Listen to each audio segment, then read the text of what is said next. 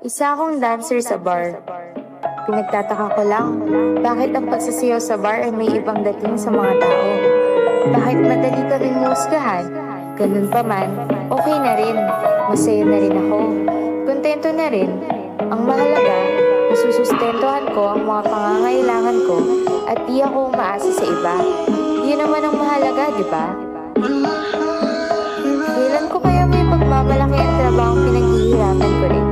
Kailan ko kaya may harap sa inyo ang mukha ko? Nang taas noo.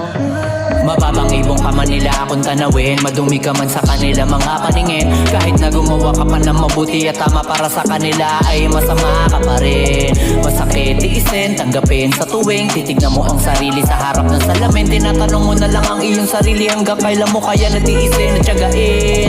Babae ka pa rin, marapat ka pa rin, respetuhin kahit na marami pang nakatikim. Kapit lang sa patalim para sa iyong pamilya, kahit madumi kailangan lunukin. Kasama mo ako sa lakad mo na madilim, pikit mata ko ang lahat ito'y tatanggapin. Wala akong pakialam kahit ang tingin ng iba ay kasalanang ikaw ay mamahalin. Nakaw na sandali, dun kami madalas magkita,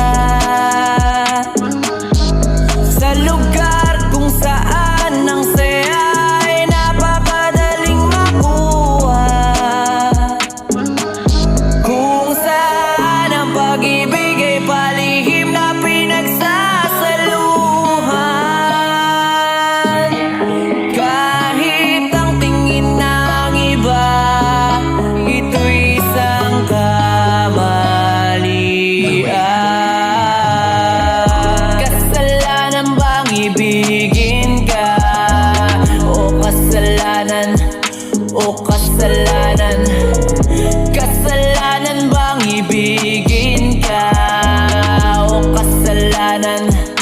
O kasalanan? Ang respeto ng tao nakabase sa estado, sa itsura, ang tingin para mga walang puso sa dibdib na puno ng ginto na pinaghirapan.